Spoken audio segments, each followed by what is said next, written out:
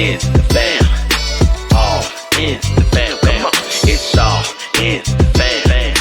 All in the fam. Come on. Now get your hands up. Now get your hands up. Now get your hands up. Now get your hands up. It's all in the fam. All in the fam. Come on. Come on. Come on. What's up, fam? It's your girl Kamari. And your girl Brianna. And we're back with another episode. Today we have the dynamic duo, very talented group. I'm so excited that they're here because the music is just so great. We have the Stranded Civilians. Woo, woo, woo. Woo, woo. Wait, I got the applause. I know, I'm about to say There we go. All right, there we go. You didn't play? Nice. Yeah, I didn't hear anything. Okay, whatever. All right, so let's start off with your names because, you know, everybody has like a group name, but we don't know, or the fam doesn't know who you are individually. So, as an individual, I'm Tony Santana Raps. Who is Aubry? Okay. All right. Okay. Straight into the point. All right, so what is the origin story behind Stranded Civilians? Like, how did you all meet and create? I actually met him in the 6th grade for the first time. Wow. So we were always like kind of just had a bond. Like the main things we really had a bond over was basketball and music, really, specifically rap. So around that time, like from like 2011 to like 2013, like that's when we always talk about this. That's when we thought like some of the best music was coming out at the time. Like literally, it was just like you had stuff like Channel Orange. You had like Kendrick. You had like Chance was just like dropping tapes and stuff like that. So it was just a bunch of music just to talk about and just to listen to, and like Joey Badass and stuff.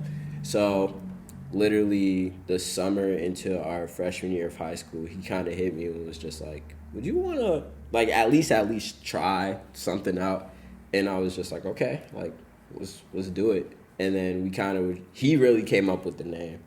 And he just sent it over Facebook Messenger. But it actually just worked. It was like one of those names where it was kind of like, this could stand the test of time, really. Like, Yeah. It doesn't matter when you kind of pick the name. Like, it's one of those names where it's like, you can pick that name 30 years from now and it'll still make sense, Yeah. you know? And it'll still be good and it'll still, like, last. Yeah. And it was kind of just like, okay. Like, I even searched it up to make sure nobody had it. So it was just like, okay. So what's the meaning it. behind Stranded Civilians? There wasn't really a really particular meaning behind it. I just really liked the name. I think it sounded pretty cool. And then also, I felt like me and Aubry, we sort of always, you know, stuck out from the rest. Mm-hmm. So I just felt like the name was just super relevant. And to follow up on this point, we kind of grew up during this time where, you know, music was finally becoming accessible. I think like 2012, 2013, that's when we were in like the 7th or 8th grade. And we had gotten our first smartphones. So we had access and we had this library of all these different, you know, artists and music. And it was really interesting because I don't think there has been like another time in history where you just had access to all this music and information all at once. And so we kind of just took it in and immersed ourselves in like all the things that music had to offer at that time. So that was just something that we really bonded over, just like the love of music, you know, coming from diverse backgrounds, both of us. We had a multitude of different interests, whether it was people like, I don't know, like A$AP Rocky, to the Fugees. You know, Aubrey and I always just had like an open mind, and I think it kind of reflects in our music today. Okay. Do you guys listen to any other rap duos like Outkast, Earth Gang? Oh, of course. Okay. Yeah. Absolutely. Like, major influence, like, both of them. Yeah, no, definitely. I think Outkast, in particular, probably one of my favorite groups of all time. Me and Aubrey, I feel like we both sort of always just resonated with like groups in general, whether it's Outkast, Earth Gang, Cool Kids. the Cool Kids, Black Star, the Fugees, again, Wu-Tang Clan. I literally remember just like growing up, always listening to the Wu-Tang Clan, Hieroglyphics. You know, there's just so many different groups. You know, I kind of grew up in this household where my dad, he had a bunch of records, you know, just always around, just for decor.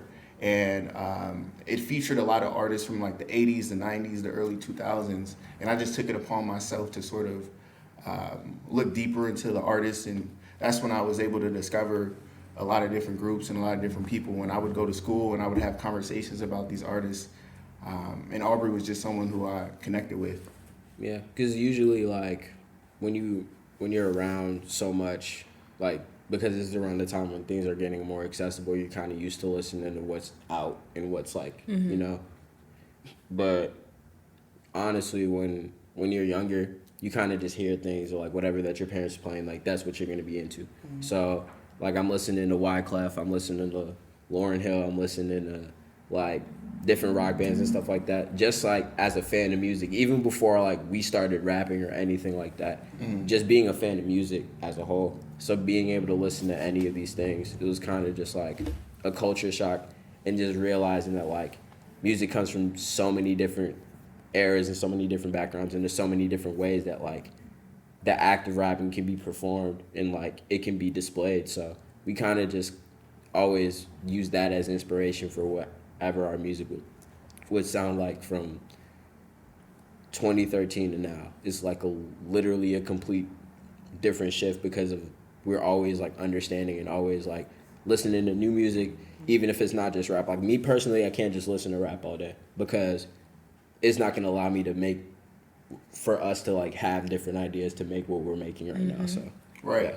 And just to follow up on his point, there were more of us, right? It wasn't just me and Aubrey that were going back I and didn't know forth. that. Y'all was Yeah. Wu-Tang Clan? No, Got another Wu-Tang I mean, Clan in yeah, the tried to job? be, but like, you know. yeah, no, there was more of us in the sense that we would have these conversations about music, and we're just like super fascinated with music and all of its components and aspects, right? But Aubrey was the one that I felt would, take that leap of faith and actually want to get into the creation of music with me. We had a bunch of different friends in high school who we would recite verses with, you know what I mean? Even sometimes like go back and forth, write music with and things like that. But I don't know, it just sort of worked out that Aubrey was the one who I decided to hit up and like, let's do this. And he just happened to be, I always say this, like one of the best rappers of all time. Like, and I'm not just saying that just because I rap with the guy. I'm a very brutally honest person. I really feel like Aubrey's one of the greatest rappers of all time. And I think I'm pretty good as well, but Dust He's yourself lying. off, don't. He's now. lying, first of all. no, I think I'm pretty good as well, for sure. Honestly, literally, I'm not able to perform the way that I am, and for him to think that way if I'm not going off of what he's doing. So he's really setting it up for me to do whatever that I'm So y'all doing. feed off each other's. No, energy. literally, that's like Yeah. I can't like in a duo like we started Strands of Image in 2013 from in between like 14 and like 17. We would always work together, but we were also doing our own stuff. So I've also worked in another duo, and it wasn't the same because we don't have the same like ideas and the same like vision when it comes to like making music and doing it. And like there's a difference between making music because you think it's cool or making music because you actually make music, you know. Right. So when I kind of saw that with other people, but like with him it's just strictly like it's literally like two scientists comparing lab notes, really. It's just like we both have the same ideas, or like he'll have a different idea that's different from mine, but we'll find a way to make it work because we're both fans of music. So I'll be like, hey, send me whatever you're listening to right now. And then he'll send me anything that he's listening to. I'll send him what I'm listening to, so we can just go back and forth and kind of see how we can incorporate that into what we have going on. So it's always just being a student of the game. And not a lot of people want to do that, but what makes it so easy is because we're both like-minded in that regard. So And I think our like-minded stems from our open-mindedness. You know what I mean? We're always just willing to try different things out, just explore and just, really tap into our creativity. Yeah. You can definitely tell that with you all's music as well, and that these influence that you do have, you can see it throughout your music. But how do you all, because you're such a distinctive group, like you all have your own take on, how you make your music. You can see those influences through your music, but how do you make yourself stand out from those artists that you are so influenced by? How do you make differentiate yourselves? Yeah. it's all about really just, it all comes down to incorporating it in your own way, because it's easy to like look at your influences and do exactly what they're doing because they're your influences and they're so great. Right. But it's also like, it's also just making it only an influence rather than like a base, you know? Because people kind of make it base as like, all right, I'm going to sound just like him because he's great. So I can be great because I sound like him. But it's like, with us, it's more like, they're great, but how do we incorporate how they do certain things, but doing it our own way? Like, one of my favorite rappers ever is Saba. Yes. Literally, one of my favorite rappers ever. Yes. Like, I can't wait till he's in Chicago. I can't wait to see him on the tour. You going on May 5th? Yeah, I definitely got to go. Yep. I got to make sure I go. But he's like, literally since high school, one of my favorite rappers ever. So, but I'm not like, oh, let me see how to be just like him. It's more like, I love the way that he does certain things. Let me see how I would do it myself, you know?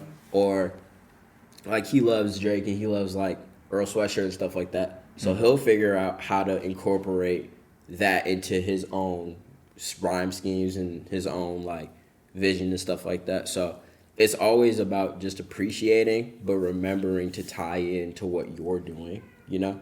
Not just being like, okay, I have to copy because they're great. It's like, no, just kind of just always picking and learning and just kind of just trying to apply things in a different way. So, yeah, and I think it's sort of inherent almost. I feel like our moat is just the fact that we're simply ourselves, right? We're not necessarily trying to be anyone else. I feel like Aubrey and I are just authentically ourselves, and I think it reflects in our music. Like he just said, I like people like Earl Sweatshirt. I like people like Drake. I like people like Money Man. I like people like Kendrick. You know, so I kind of bring this really nuanced approach to rap, you know, that I feel like I don't really get from everywhere, right? And I feel like Aubrey does the same. So when we collaborate, I feel like a unique project is what comes from just like that open-mindedness and our willingness to like understand and adapt and like adopt like all these different influences at once. It's so funny that you guys mentioned Saba and Drake because we had another rap duo on the podcast and their favorite artist was Drake and Saba to the T. So it's just funny how both are influenced. Now, you guys said you met in the 6th grade and then you started in 2014? Yeah, 13. Yeah. 2013? Okay. So what keeps the momentum going for you guys, especially with 2020 being kind of a challenge for all people? Was 2020, did you guys see growth or did you guys see stagnation? Because 2020 was like a hit or miss for different artists. Mm-hmm. It was definitely a challenge considering that we had Nirvana kind of done, but we couldn't drop it, you know? Because it just never felt like the good time to do it because it was always like, okay, the pandemic hit, so it was like we couldn't actually go anywhere to actually get it done. Did you guys drop it right before the pandemic happened? No, like literally like months like after the fact. Okay. So it was just like, okay, then we can't really go anywhere.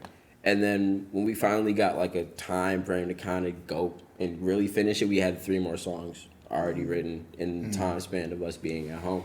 So then we added on to that. And then when it felt like we had everything done and it was like, okay, let's really think about it, then like the protests and stuff started happening. And sometimes as an artist, you really have to know a right time type of situation and a wrong time to do things. Right. And that would definitely be the wrong time. Like, I know we were just talking about it. We wouldn't feel comfortable promoting like an album while like everything is like going on, where it's a time where people really gotta like listen and be attentive to something else that's bigger than all of us, you know? So it was kind of just like, with that, it just always just felt like it wasn't the right time. But then when the time approached itself around September, we were just like, you know what, nah, like we can't do this to ourselves. We can't just continue to like suppress what we have when we believe in what we have. So we have to do it, you know? So we got around to doing it. So while it was definitely a stagnant point of kind of just waiting and playing the waiting game, it was definitely a place for growth because we kind of saw how to approach certain things and how to grow lyrically and how to grow in music and kind of like incorporate real life situations and what was going on into like what we're talking about. So it was a mix of both, definitely. Okay. Yeah, and one of my biggest inspirations of all time is Kobe Bryant, right? And he sort of has this concept of Mamba mentality. So I'm pretty sure you guys are familiar with Mamba mentality. Yeah, I'm a basketball head. Yeah, so I always felt that if you have a job to get done, you have to get it done regardless of what's going on in the world, your life, etc. So I always told Aubrey, we always communicated that we just had to keep our foot on the gas. You know, I feel like we've always just been super relentless. We always take our craft seriously. We find ways to prioritize it, right? So even before the show started, I remember you guys asked us the question sort of about like our favorite aspects of being a rap duo, which we're going to get into later. I feel like that's one of my favorite aspects, right? Because I'm on a team, right? When you're constantly working with someone, you have to uphold your end of the bargain, right? You're constantly going to the gym with someone. You're kind of always collaborating, sharing different ideas. And so I just felt like that synergy that Aubrey and I had, it makes it almost impossible for me to want to like stop or give up or let what's going on in the outside world dictate how I feel about my art and my project, because that's sort of like the way I like take care of myself in a way. You know what I mean? It's important to me. So it's like I won't stop. It's impossible for me to stop. Right? Job's done? No, job not done. Job not finished. So we got to just keep that momentum. Yeah. So how would you guys define when you make it? What's that make it for you guys? Even though you're still going to keep on going when you do make it, but what is that? Or I guess I should phrase it, what is the next milestone you guys want to reach in the next few years? Right. I was going to say, because I just feel like as human beings, we just are discontent, right? We're going to always deal with that feeling of discontent and sort of never feeling like we made it or feeling fulfilled. I know there are some things that have happened in regards to our projects and our music that have satisfied me. You know, just the fact that I have people in my life that can listen to my music and know that I was talking about them, you know, and like the way that it sounds. Or my mom tells me that she's proud of me, that I was able to bring projects to life, conversations to life, experiences to life. Sometimes that's extremely satisfactory within itself, right? But I don't know. I don't really know what milestone I'm chasing. I'm chasing all of them. Grammys, you know, trying to do some music videos really soon. I think that's really big for like Aubrey and I in particular. And sort of the way I set goals is I set goals by what's in my control, right? So if I'm writing down my goals, I'm gonna write down what I can do instead of what I want to happen. So I'll be like, Aubrey, let's do this amount of videos. Let's have like this amount of songs out. Let's drop a tape. You know what I mean? I won't ever be like, yo, win a Grammy by this date. So you had those actionable steps. Yeah, actionable steps. You know, because I'm just like a really practical person. So, and I just feel like it makes more sense. Cool. Yeah, definitely. Any growth in a positive direction is the milestone. Whether that's in fan base, whether that's in listeners, whether that's in being able to perform or go to more places, you know, anywhere where we can say we're not in the same place we were a few months back for the better is always going to be the milestone for me. It's always about being able to just progress as a group, because so many people kind of hit that wall and then it's like downward spiral. But always trying to grow and always trying to be better than I was the last time. Like literally, like our music's not going to sound the same as Obsidian. Obsidian just came out. So it's literally like just being able to grow and go forward every single time. Also a milestone is literally working with as many people as possible, like locally, you know, like always trying to collab, always trying to just make new music and kind of bring them into our world and kind of make it like, you know what, we probably don't make the same exact music, but when you collab with us, it's gonna feel like home, you know? So that's really a milestone for me always. Yeah. Well, we might have some of that for you this season if you say keep sticking less. around. Say less. But I want to know more, since we're talking about keeping the momentum going, since Nirvana was kind of shelved for like a minute due to the pandemic. What did you all do creatively during that time to just keep your mind going? Like, did you all like work on new music? Did you all work on like, you know, how you want to set up Nirvana? Like, what exactly did you do to keep yourself going creatively? Definitely made beats. So I produce really majority of all of our music. Oh, perfect. You answered one of our questions. Perfect. So for me specifically, I think it was like one of the greatest like creative like instances for me, because during that time I kind of took a social media break, so I deleted like everything that I had, or like at least deactivated. And it was like, and I always suggest that people do that at least once, just like to clear themselves off of just being on like socials and stuff like that, because it allows you to just kind of just not feel obligated to check everything all the time. So I would make a lot of beats. I play a little piano, so I'd play piano also, and just kind of just listen to different music and kind of get inspired really. So, and then whatever that I'd make, I'd send to him. So whatever that we rap on has to be approved by him first before we actually hop on it. So that's usually what I was doing the entire time.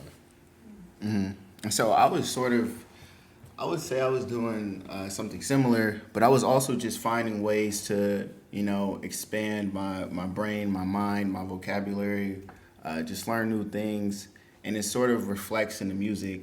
I feel like on our most recent project in particular, a lot of people were telling me that, you know, I sort of stepped up a lot, and I think it was from the work that I put in during the pandemic. I was constantly reading, I was constantly talking to people, I was engaging in certain conversations that I felt like just made me more sharp, like just intellectually. I just had more things to talk about. I had more things that I knew were on people's minds and conversations that people were having or that wanted to have, and I was sort of finding ways to incorporate it in our music. Cool. So we'll get into Obsidian a little bit later, but for Nirvana, so for those of you listening or watching, Nirvana basically means a state in which you're neither suffering or you have desire and you have no sense of self. It's just like a state of happiness, of bliss. So what was the reason of titling the album Nirvana? I see in the cover photo or the cover art of the album, you guys are in like Buddhist attire, and of course Nirvana is tied to Buddhism, whatever.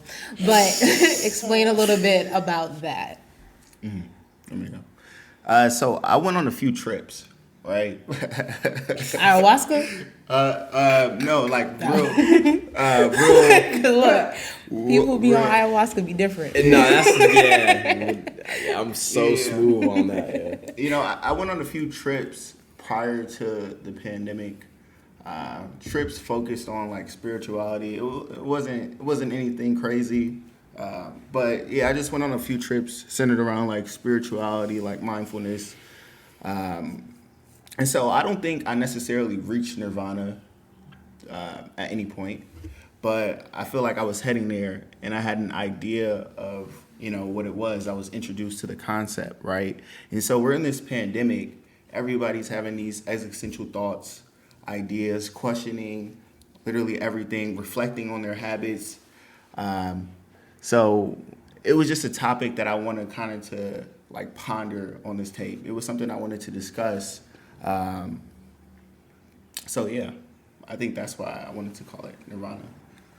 Yeah, he kind of just, when he was doing his traveling, when he came back, he kind of approached the idea to me. And then, like, I asked him to elaborate because it's just one word. It can mean so many different things. Mm-hmm. So when he kind of explained it as, like, in the way that he saw it while traveling, I kind of just looked into it myself. And I saw, if you listen to the intro of the tape, you hear a philosopher named Alan Watts kind of just breaking down what it means. And he said, if you want life, don't cling to it, let go. So, and I kind of just, that really resonated with me because it's just like, if you feel like you have to cling to life all the time, you're going to feel like you're always just nervous or like that at the thought of it slipping away rather than just enjoying life as in general. And I feel like when you're in the state of Nirvana, you're just enjoying what's happening right now. It's free of thought, and it's just something that like people I feel like our age are definitely working towards or trying to get to. So it's kind of just like one of those ideas that can continuously what's the word I'm looking for? Continuously happen and continuously like grow as a whole. So when you're trying to get to there, it's not really like a overnight thing. You kind of have to like build with it and be patient at the same time. So we kind of looked at it as like, okay, let's just make like a group of songs that kind of summarizes that idea of just growing and continuously learning while feeling this feeling at the same time. That's why if you listen to the last track on there, it skips back into the intro so you can play the whole thing over and over again, symbolizing that it never really stops, you know? It continues to go. So yeah, when he approached it, it was like, okay, it all makes sense. So it was really just like, how do we apply this sonically, you know? So Yeah, and I'm really existential, right? So, like every day I wake up and I sort of try to have a good day, right? I try to have a pleasant day. I don't want a really good day. I don't want a bad day. My days are just really balanced, and I feel like that's something that I have control over. I feel like that's something that, you know, is my responsibility in a way. So, just like I was on autopilot almost during the pandemic, and I still feel like I'm in that way still. Like sometimes I encounter things or difficult situations, or you know, I kind of lost my interest in certain things as well, like certain behaviors, certain spending habits I don't have anymore. It's just like I'm just in this world, you know, and I feel like I'm a spiritual being, like living a human experience, you know. So yeah, that's kind of why I was just big on calling the album Nirvana. I was just having a lot of different thoughts, experiencing a lot of different things at the time. And so, yeah, I think it triggered just having that name, because I'm pretty sure we had the name before we came up with the music or recorded all the music. I think that name just triggered so many thoughts for me. You know what I mean? So many just like profound ideas and lyrics and like metaphors, similes, just came from having an album named Nirvana, right? It really causes you to like reflect and dig deeper and, you know, question a lot of things and reflect on a lot of things. So. I really like the vulnerability of the album and the creative direction that you guys went with it. I am a huge fan of Earth Gang, so when we were researching you guys and I was listening to Nirvana, I was like, this is another rap duo where it's not about gangs, bitches, and cars. Like, you guys are actually rapping about your experiences, being vulnerable, and all that stuff. And I really appreciate that. And I love how the hip hop space has really welcomed that. It took a minute, but definitely welcomed that new sonically kind of like, that made no sense. It's like welcoming that new branch of hip hop, which is more vulnerable, that you guys can be accountable of your feelings and your experiences and express that. So I really love the creative direction that you guys went with Nirvana. It was really great. Yeah, and it's crazy that you all have like the name before the project even started, because normally artists now, they don't know the name of the project until the project is finished. So for you all to have like a map and a guideline to how you want to maneuver the album, that's crazy. But I want to say my favorite song on there is SOS. That's my favorite one. Can you all describe like your creative process when you write or create the music? So you have the theme of what Nirvana is going to be. How do you manipulate the album or the EP or the project to be that? Usually, it's actually funny you say that. We actually do the opposite, like you said. We literally come up with the title first before we come up with the music. So for the process of just making it, usually we'll kind of, with me, since I'm producing, I kind of just listen. I take a few days to just listen to all kinds of music or whatever that I appreciate going into what I'm making. So I'll listen to just albums all in full. So when making the beats for Nirvana specifically, I listened to a lot of Black Swan. I listened to a lot of Earth Gang, just like the EPs that they had out. I always have to listen to at least like just something that doesn't have anything to do with rap. So I listen to Ari Lennox's I listen to her album, and just listen to like Miseducation of Lauryn Hill, just to step away all the way from rap. So like I'll have like rap elements, but just like different vocals, and then we'll go from there. So to get the production down is definitely key, because it's going to set the table for whatever that we talk about or whatever that's the most meaningful to us. So I personally can't write until I hear the beat first, or until the beat is done completely. So I'll send him like a snippet of what it might sound like, whatever that he approves, then I'll finish. If he likes the finished version, then we start writing right after. So that's all you all don't create it together, or you all don't outsource? Oh no, we definitely create together. Like when I'll send like a snippet of the beat to him, I'll be like, okay, so where do you want me to put this? Where do you want this right here? Do you want it to be like, all right, for like the second verse, should I take the drums out? Or should I put just an 808 here? Or should it just be hi-hat? Should it transition into something else? So like I said, he has to really approve everything before we go forward, because it's like, I don't want to rap over anything that he doesn't want to rap over, you know? So I feel like a lot of people like in groups kind of are just like, okay, I like this, so you have to like this too, so we can both rap on it, you know? But like usually that's not the case with me, because it's like, for us to be both locked in on it, we both have to like it this just as much, you know? And then we'll just go from there. So that's kind of how we kind of build our sound, really. It's just a bunch of just notes back and forth. Like, he'll be honest and tell me if he doesn't like anything or like certain beats, and I'll just be like, okay, perfect. That's what I want. So I know that we're not going to use this one, or I'll be able to tweak it and we'll make it into something completely different. So that's usually how we go with it. Yeah, we tend to leverage technology to our benefit. So like you said, sending a lot of notes, sending a lot of voice memos, FaceTimes, conversations, things like that. But I feel like there's been too many instances, right, where Aubry will, use a certain melody for a song or say a certain line in a song, and I haven't heard his verse at all, like at all. And I literally am talking about the same thing, use the same melody, So I feel like we just have sort of this chemistry that just always finds a way to, uncover itself within the music. And I think that's just something that, I don't really know the reason for it. Probably because we just been working together since we were 14, So yeah.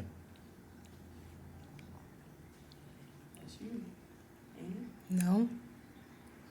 All right, so we noticed that you guys only have like one music video when we were looking, and I personally think that you all are too talented to only have one. So what's going on with that? It's funny because we had a whole thing planned out for Nirvana, and then the world ended. So we were gonna shoot a video to couple skate. Actually, we were planning on running in a whole skating rink and stuff like that. And we were gonna do it was gonna be like a whole thing. And then it was kind of like, well, we kind of can't do that right now. And then when we kind of were just like, you know what, let's just figure it out for like the next one or whatever that we want, just because. And it's also finding the right people also, because sometimes like you get approached to do things and then you kind of see the work and it doesn't align with what you're trying to do. So, but for this one, we actually are in the process of handling that. We have to make sure that we have to do that. So, it was really just a bad timing thing when we tried to like get it done for Nirvana specifically. So, but yeah, no, we're definitely gonna remedy that ASAP and just get some visuals out, and yeah. Yeah, because your album covers are really great too. Like, who made the Nirvana one? Our homie named Mimo. She's from Philly, I believe. Yeah. No, she's from Baltimore. She's from Baltimore, and our homie Kofi was just like, my friend makes art. Like, you should just see what she has. And then he kind of just pitched the idea of the art, and right away it was like, okay, that's it. That's the one. So did you all just tell him or her the vision of the album, and then they drew it up? And they kind of basically just like, okay, just say what it is. I got the rest. Don't even worry about it. And then just came up with that. I remember when we saw it, we lost it. It was like insane. And then the one for Obsidian, that was cool because originally that's who was supposed to do the art for Nirvana. But like the commissions was like, I'm pretty sure her commissions were closed at the time, and it was like the pandemic, so everything was going on. Yeah. So, and I've just been a big fan of their work because Lashana's work is absolutely insane if you're ever on her Instagram. Like, she has a bunch of just, like, I'm pretty sure one of her pieces was put in like Afropunk Fest one time. Yeah, so she's like legit out here. So when I saw her, like, her commissions were back open, I'm like, oh no, we have to do it. Like, we have to do it. And then gave us that, and I was kind of just like, wow, like better than I thought. And it was just like just the colors and the color scheme used is definitely what I like think of when we think of the album. So it all worked out perfectly. So. And what exactly does Obsidian mean? It's basically based around the rock. Okay. Like the actual rock, because the meaning of the rock is to basically protect against like the forces of evil, kind of just keep you like stable and kind of keep you grounded in a way.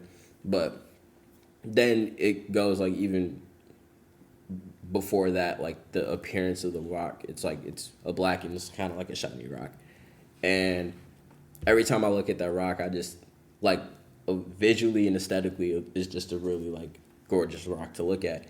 And then I kind of just looked at it as like, okay, the meaning of it is something that we're trying to like defend ourselves against the forces of evil, kind of defend ourselves and always keep us in a place where we're not, it's all about just keeping you grounded, not feeling like you're higher or on a different plane than anybody else, because we all go through the same things.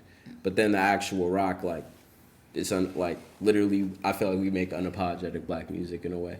And it's just a rock, like it's a black rock. So it's kind of like just symbolizing all of these things into one item to kind of just set the table for our entire tape. Love that. So, Love that. Y'all are so deep. Before we get into the tracks of Obsidian, I want to pop right back to Nirvana. So, Cinderella in the Garden, one of your guys' most played tracks, and then BMA is a bop, one of our favorites. Explain those two tracks real quick. So that came after True Sayings. So we dropped the tape, like our first tape ever, and we did a show at Subterranean. And love that venue. We sold it out, which was actually crazy for like a tape that they never heard. So we just brought everybody out, and it just felt like high school when we did it. You know, it was just like passing out tickets and stuff like that, and it was just really cool. And then so around that time, it was kind of like, okay, we knew we were gonna drop an EP, so we were just kind of working on everything. So around that time, I was just in a really bad like production block, so I really couldn't make a beat to save my life. So I kind of was just clicking around, listening and stuff, and that beat came on, and then it was just like, oh, okay, like I think we can, you know. And then like what I do, like at the crib, I'll just freestyle stuff just to kind of come like get the words to come to me. So then the hook kind of came from that, which was supposed to be a verse, but I was just like, okay, you know what, this should be the hook. So I made a reference version, just like 2 verses I wouldn't actually use, and then like a hook. Though like the reference was really specifically meant for the hook only. And I sent it to him, and he was like, oh no, this is dope. Like I like this. And then he was like, you know what, you should throw it on SoundCloud just as like a teaser without saying it's a teaser to what we have going on. So I was just like, okay, like just for fun, and I haven't dropped anything on my personal SoundCloud since like high school. So I just did it, and literally within the next couple of days, just the SoundCloud algorithm just looking out 10,000 plays in a couple of days for a song that was not meant to do that, you know? So it was kind of just like, and what SoundCloud did was No Name just put out her album. So when you listen to the last song on her album, you would play Cinderella in the Garden right after. Oh, that's so everybody who was listening to her album would listen to that song right after. So then that's where all the plays were accumulating, and then everybody would be like, no, this is dope. Like, I like this, you know? So then it was just like, all right, we know what to do now. So now it's just like, okay, bet. Like, I'm going to restructure my whole verse, have him add a verse on there, just make it a stranded thing. And that's really how it came about. Cool. So Did the algorithm pick up on the location? Since No Name Chicago and you guys are Chicago? Does it do that? Sometimes it does. It does. I don't think that was the case, though. So it was I feel just like it all was just luck. like, hey, we're just going to throw you right after if you cool with that. So Okay, cool. That's crazy that you had a block and then yeah. that transpired right Yeah. after that, and that wasn't even like pre-planned. You just It was just for did fun, it. really. Yeah. Yeah. So when it came to Nirvana and trying to figure out, you know, the right time and when to put that out, how did you all market that? Like, what was it like going through that process of trying to put that out? I'll let Since you that handle was planned. Oh, my fault. Could you like repeat that? Yeah. So the way that like you all, for that specific single, when you put that on SoundCloud, that was not planned. So with Nirvana trying to figure out the right time to put that out, what went into the marketing and trying to let people know, hey, we have new music out? Like, what was the plan for that? Like, how did you all strategize that? Well, so you dropped Cinderella in the Garden. It was picking up a lot of traction. And so you were like, let's just put it on the tape or whatnot.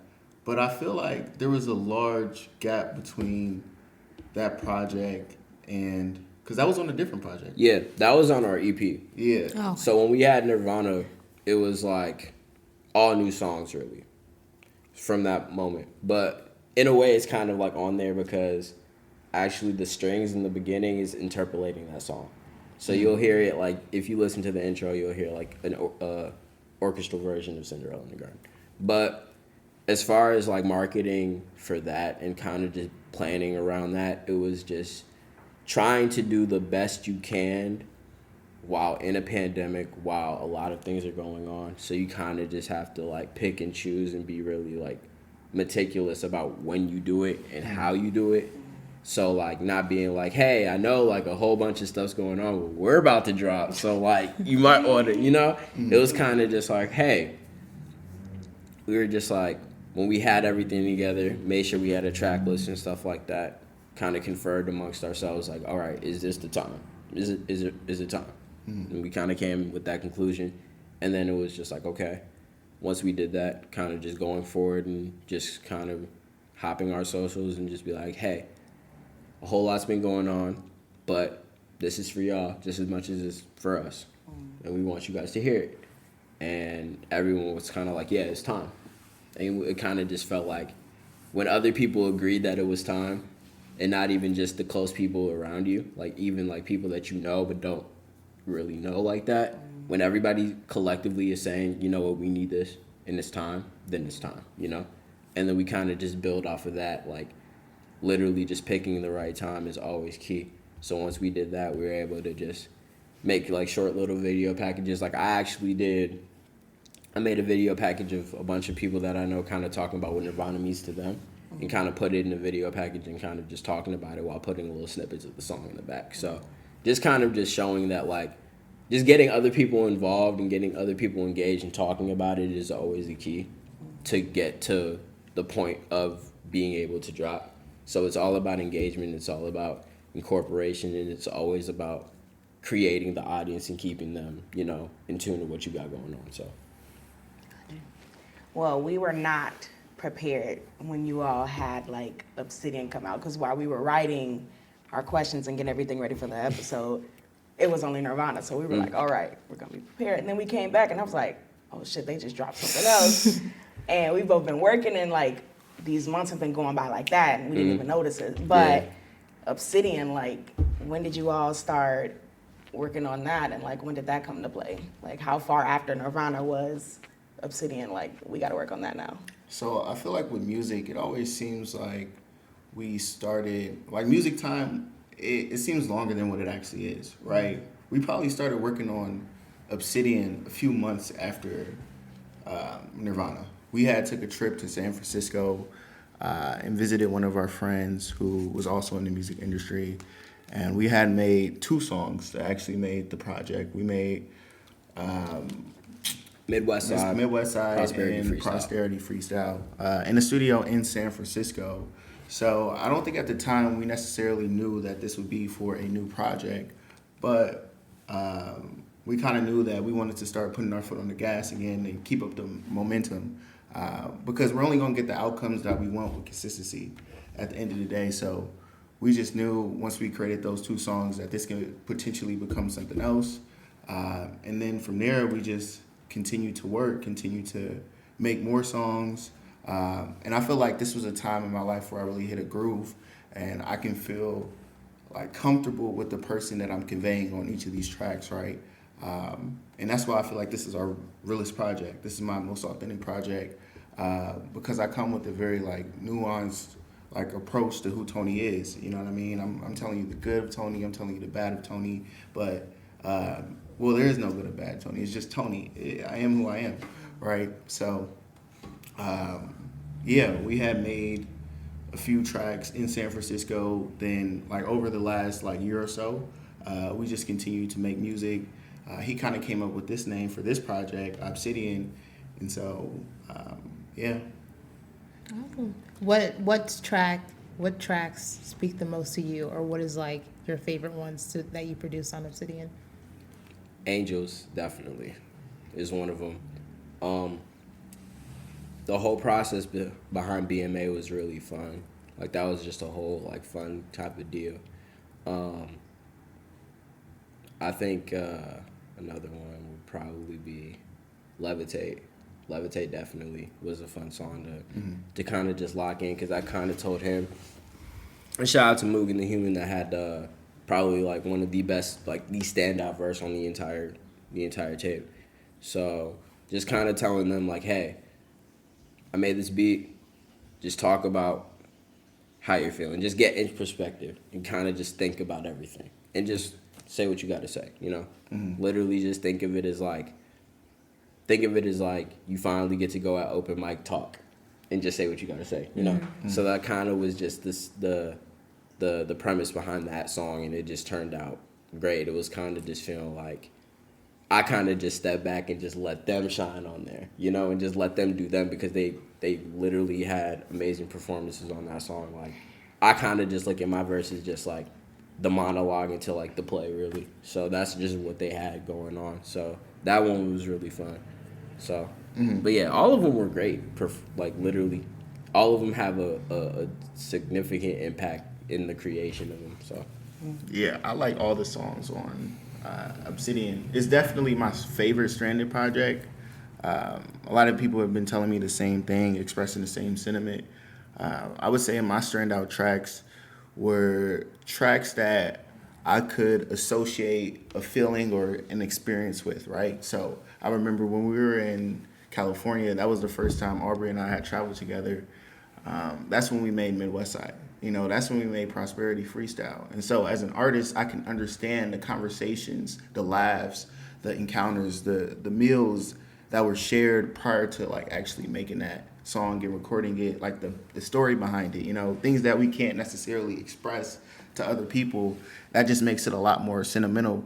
So definitely songs like Midwest Side. I know what I was talking about on like Levitate. I know how real that was to like what I was experiencing like currently in my life, and like even other people like friends have expressed that they've also been dealing with some of the same things that I was talking about on that particular song in my verse. So that also resonates. Songs like Nobu that I really like as well. I just feel like we had songs that we had never made before on this project, and that felt good. It felt good that, you know, I can do certain things that I didn't think I was capable of, you know what I mean? Or I didn't at least try to do. So just being able to like expand my vocal range and, you know, trying different things out, it was just great.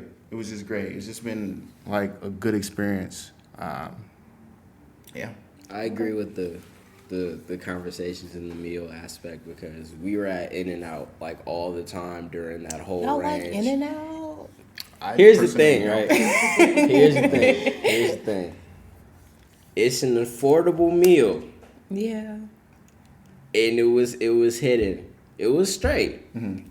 I'm not picking it over any Chicago. I have to say, all right. No. Because everybody hype it Absolutely up so much, and I'm like, is it worth Yeah, the when hype? No, I like went to the San fri- Francisco, I was like, The fries are very like mid.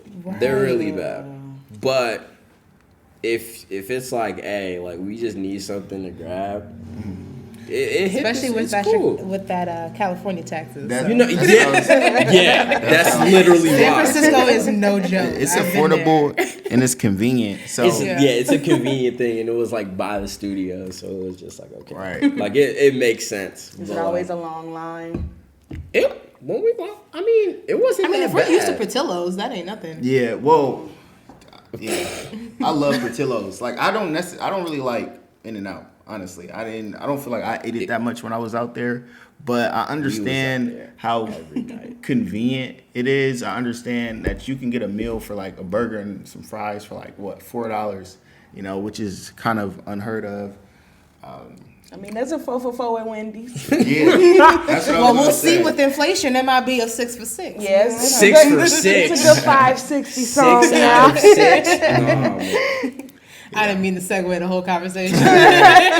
No, appreciate you for that. No, but I'm glad you brought up Nobu because I actually like that song. I kind of pay attention a lot to the way that you all structure your songs too. So I'm really curious on, is there like a stamp that you all do that's like a signature for you all in each song that you put out? Like, let's say, because it's my favorite song, SOS, y'all have like this change up at the end. Y'all do constant change ups in like the last 30 seconds of the song. Like, is that your signature stamp, or like, do you have something that you do in every song that people don't notice, or that you continue, or you want people to notice about? First of Sure. all, shout out to you for noticing that. I because noticed not it. a lot of people even have told us that they peeped that We we listen switch to up. y'all. I- That's y'all, dope. Y'all Why do heard you y'all think selves that is here. dope? But nah, we definitely, I think the stamp that like to kind of make it ours is in a way doing something that we haven't done before in a different way. So I know for it's funny, that breakdown on SOS, that was an accident. What? That was an accident. Like we were in the studio, and then Nate, who is shout out to my friend Nate for engineering that joint.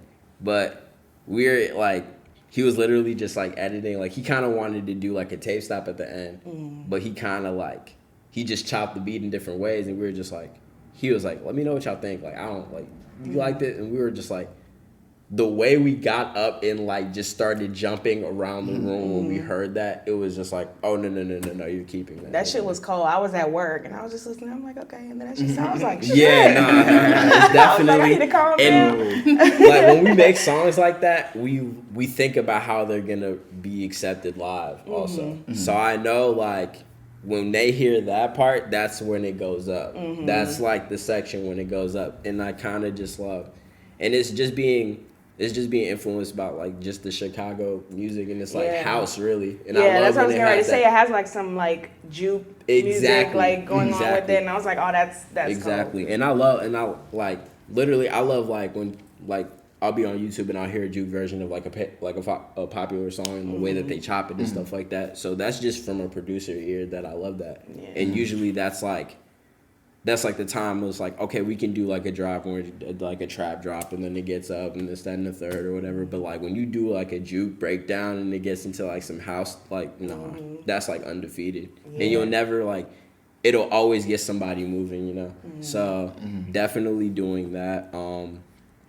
I know with me personally, like, I guess a stamp that I like to do is like, I love just like adding strings to certain parts of a beat or like vinyl scratches to give it like a DJ feel.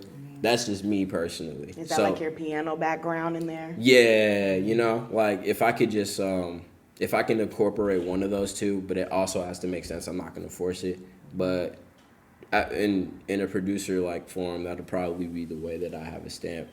From like an artist perspective, like we kind of just want to travel and do as many like different aspects of genres as a whole. So just kind of having a stamp on doing something different is our stamp, you know? Right.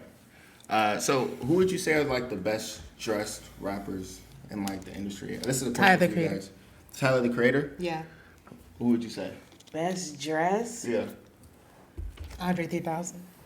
He can put it together. Yeah. Or like he ASAP can. Rocky or somebody like that. Oh, ASAP. So- Put it together. Also. My thing is when I feel like my stamp is that I always try to bring swagger to the track. You know what I mean? Like I always just try to bring swag to any song that I'm in because like there's a lot of people who can rap, right?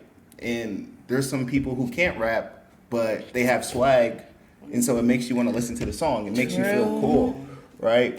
So I feel like every I time. felt that. I ain't gonna say no I names. know somebody personally. So when I'm on a song, I try to do both at the same time. I try to bring swagger to the track while actually, saying things that like stimulate your mind or have you thinking or whatnot. Like one of my favorite rappers of all time is Larry June, right? Larry June, he would rap about going to Target. He would rap about going to the farmer's market. But he would make it sound so cool. I don't think I ever heard of him. No, he's fire. Like literally, he has a song about making smoothies, and it's the best thing ever. Yeah. Simply because of how he delivers it. For real. Yeah, exactly. Like, and he's not necessarily the best rapper. He's a really good rapper, but he's not like a Kendrick or Andre 3000. Right. But he's one of my favorite rappers of all time because he always brings swagger to the track, right? Like people like Meg. We were just talking about Meg in the car. People like Meg because of the way she makes them feel. You're not going to Meg to get the most, even though she can rap really well. You just want to feel like really good when you listen to her. She makes people feel comfortable in their sexuality, right? She brings certain things about you that are usually shamed. Like you're able to reclaim that and be proud of that. So that's why people like Meg resonate with people. So I try to bring that to my music, like in every verse, every word, every hook. But I also try to bring just my influences, you know what I mean? Just like growing up and listening to like 3 Stacks, Saba, Kendrick, somebody I feel like that does it the best. That's why I love him so much. Drake, right? Drake is one of the best rappers of all time. Lyrically, I don't care what anybody says. About to fight about About it. to say the comment section about to go off. Yeah, but he does that. He like embodies everything it means to be like a good MC. From his stage presence to like how cool he makes you feel when he's rapping to like his lyrics. And I try to do the same. I try to bring that same sort of charisma, that same sort of swagger. The same way there's stage presence, there's literally sonic presence. There's sonic, like there's audio presence. Like you're gonna know when Tyler the Creator's on the song. Yeah. Like you'll know when Kendrick's on the song. Like you'll know when like JID's on the song. Like you'll know that. Like, and going back to the Meg conversation, it's like Meg doesn't have to be Rhapsody. Meg doesn't have to be No Name. Because Meg has her own feeling and she knows like what it has to be. Like we were just talking about in the car. Like sometimes rappers don't have to be overly lyrical to have their stamp on a song, Like, you're going to know that they're there and they're going to have your attention the entire time, even if they're not even saying the craziest stuff you've never heard. But, like, the fact that they have that hold on you to where it's like, okay, let's see what they have to say. Yeah. And when they're saying it, it's like, all right, I'm with you, Kind of like Kid Cudi. Sometimes he doesn't have the longest lyric, but he has the longest hum. Yep. And that's Kid Cudi. Yeah, Like, literally. He comes with the hums. He makes it him. It's like the same thing with like the Migos. Like they could literally not be saying Ad-libs. anything, but the ad-libs got you, Yeah. So it's Always. like, it's all about how you really think about it. And it's just like, okay, like you have your presence and you made it yourself on this song. So just off of that just makes you just great, Yeah. Right. Yeah, I got a best dressed one. I meant to say Gunna. He can dress. Yeah. Somewhat. He's the only rap besides. Oh my God. He What? dresses nice, I would say. What? You seem like you disagree. I'm sorry. Okay, I don't know if this is correct. If I should say what I want to say about this Gunna situation. I mean, we unfiltered. I don't 'Cause think he gonna see it. I think he dresses really well, but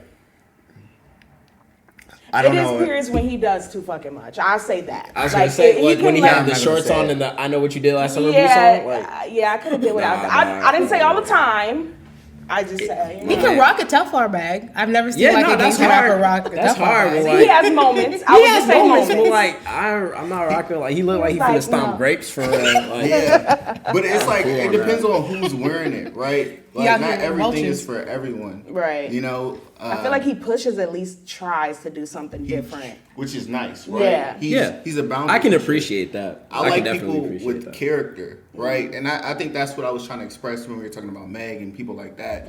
Like, I like people that have their own unique, persona, that have some, like, have a spine. You know how, like, some people are, like, quote unquote, like, spineless. I don't necessarily think anyone is spineless, but a lot of people are scared to be themselves, right? Some people might be like, Gunna, you don't have to necessarily have, like, the body type to be wearing some of the things, or you don't look the way, like you're a hood dude from Atlanta, you shouldn't be wearing those tight pants But with he this, does this. But he does, right? So I respect it.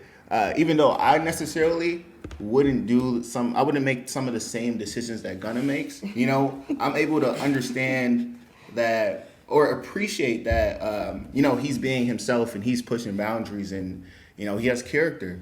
Which I think that's really how I look at it. It's just like I know it's also like sometimes we judge it off of what we know we couldn't pull off and we know we wouldn't let touch our bodies for right. So it's kind of just like I guess I kind of look. He's definitely. Now I gotta look up He's some of these definitely outfits. But He's definitely pants are confident. tight, man. Like the. I hope he were can have tight. kids. Literally, They were like, tight as hell. Yeah, I hope you're able to have kids.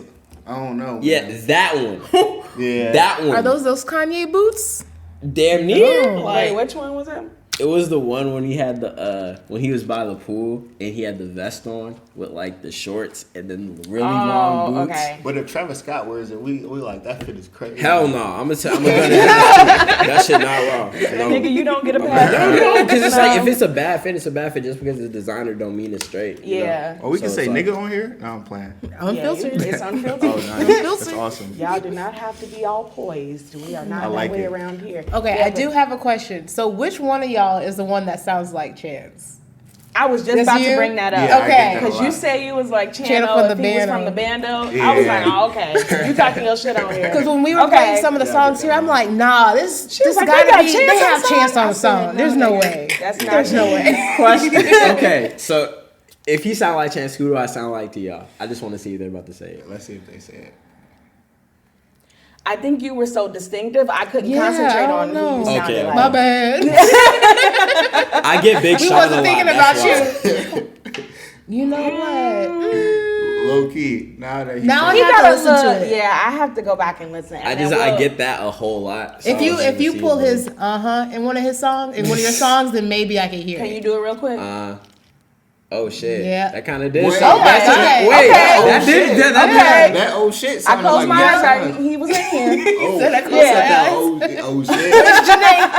That sound like Yeah, this we're gonna have to do like a video one day. Go on Instagram and just Do side by side comparison. Yeah, I'm just gonna listen to it with my eyes closed. Bet. So I'm pretty good with that. But Okay. once he started, I was like, shit, that sounds like Chance. But I'm Yeah. like, wait, he's not featured in here. Do you like that get comparison, Chance. or- I Right, get like, is that Chance. annoying? Of course, I love Chance. Okay. Like, Chance is the reason why I'm here. You know what I mean? One of the best rappers ever in his prime. One of the best projects ever as a rapper. I appreciate Chance. Shout out to Chance the Rapper. For real. But I feel like, the reason why I said I'm like Chano, what did I say? Like, Channel. From the If he band. was on the Yeah. bando. I sound like Chano if he was from the bando. I feel like he makes a different type of music. He talks about different things, especially during that era. That's when he was on his like Christian rap era. This was before a grocery store and things like that. So I knew I had to address it in the song, like all the Chance the Rapper comparisons. And honestly, that's probably the best comparison that someone can have because I remember growing up, that was probably one of my like guys. That was the biggest especially around here.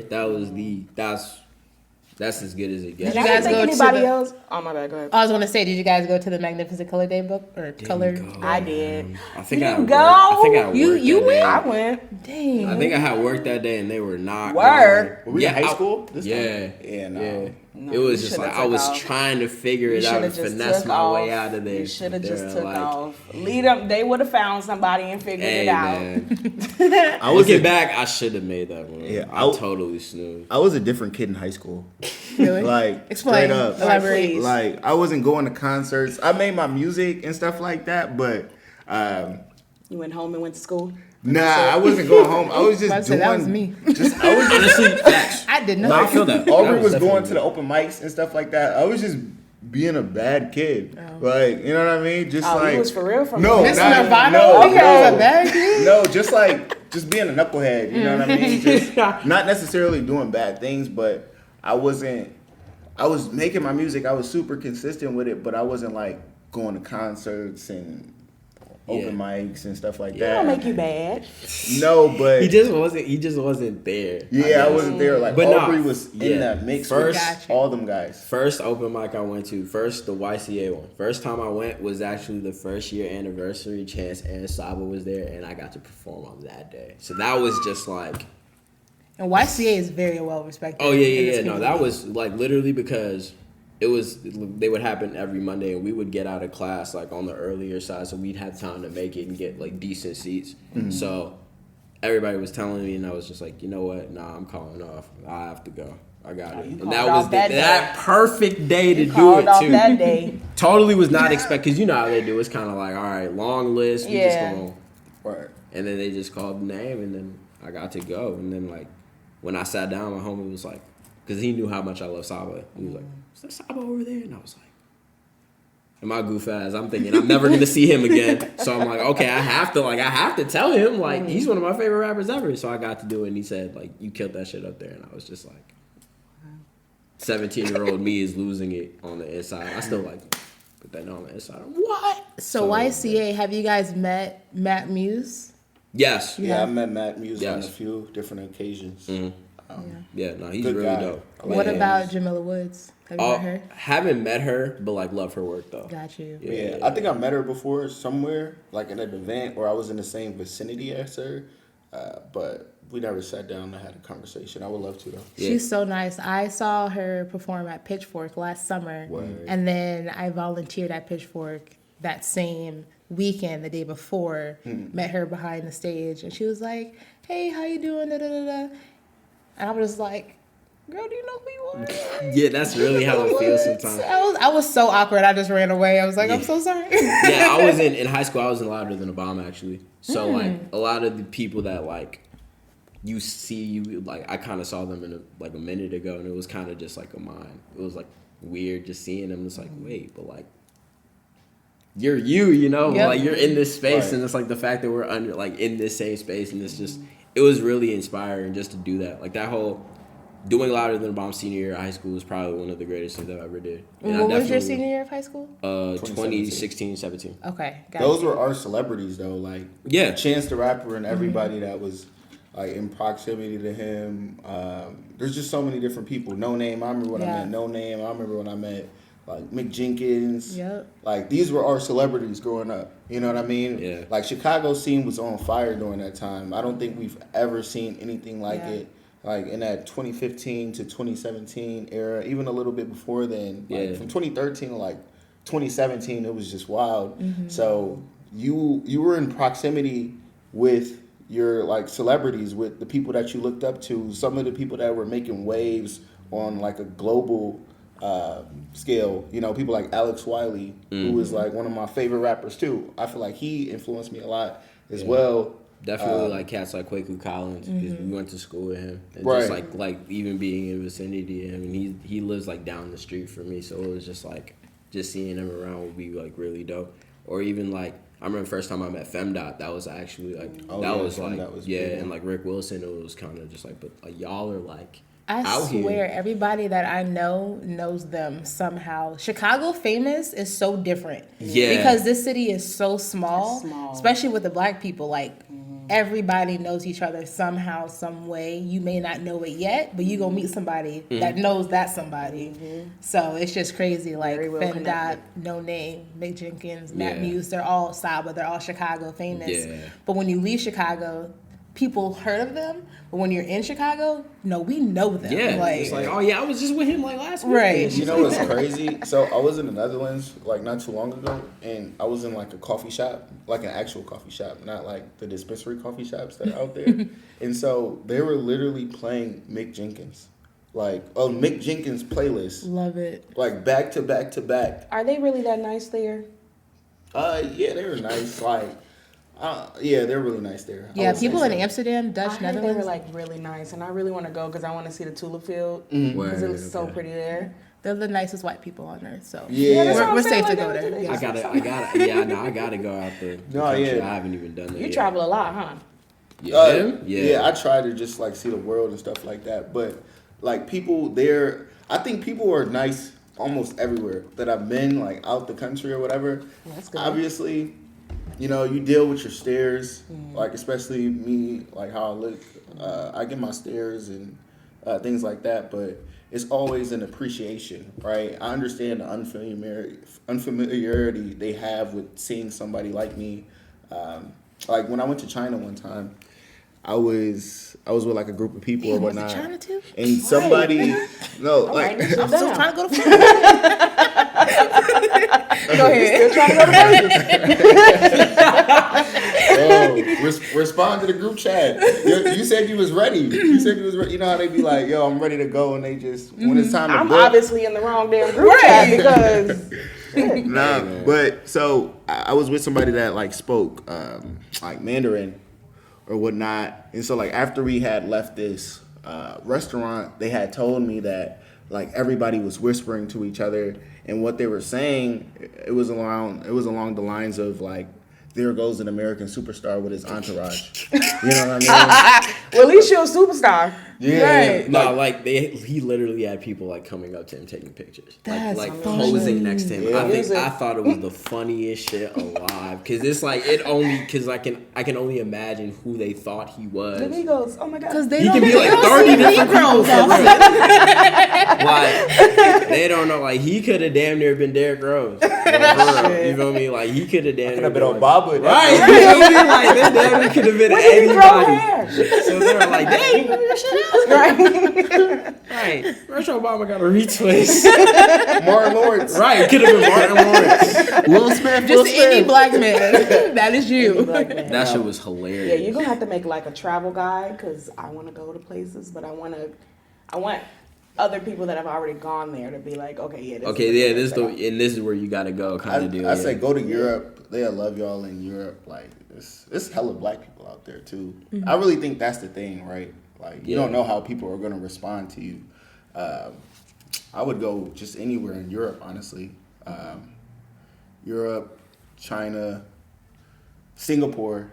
They were calling me Offset there. See, I just said Migos. They were calling me Offset. Like girls were. You should have said some ad libs, some. Mama, They would have went crazy. do it again. That would have been perfect. Do it again. But yeah. You said you haven't been to Florida? No, I have. Oh, I thought you said I you was was being trying ignorant. I was gonna say you going definitely there got. But this guy would be in Miami and stuff. So, He was just there. He just lied. but yeah.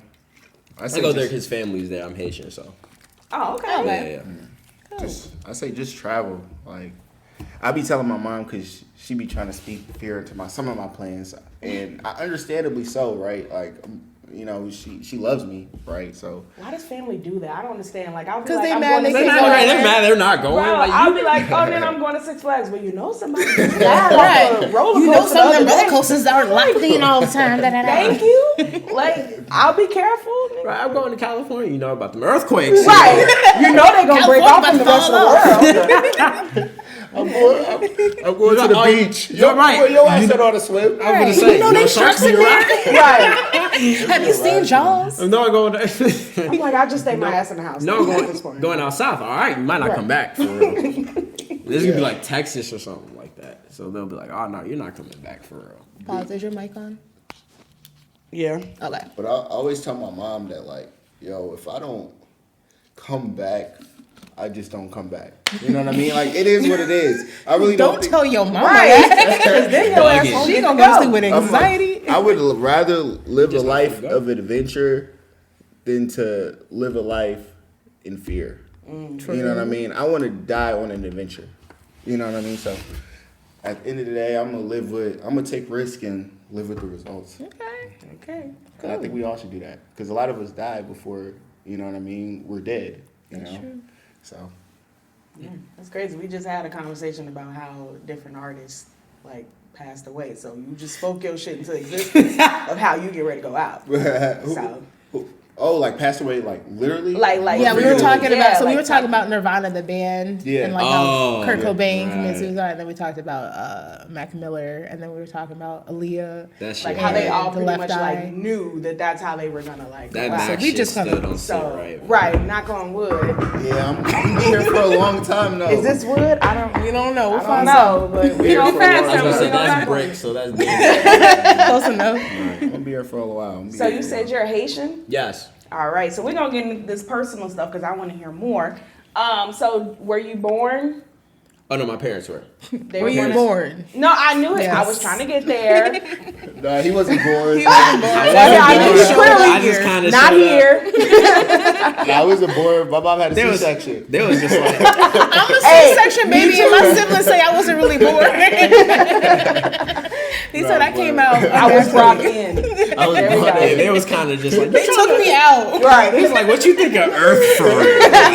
I'm like, yeah, I guess I can try. What to say? Like, there's a Portillo's around the way. You gotta go. But nah, yeah, my parents were born in Cap Haitian actually, so it's kind of like near Port-au-Prince really.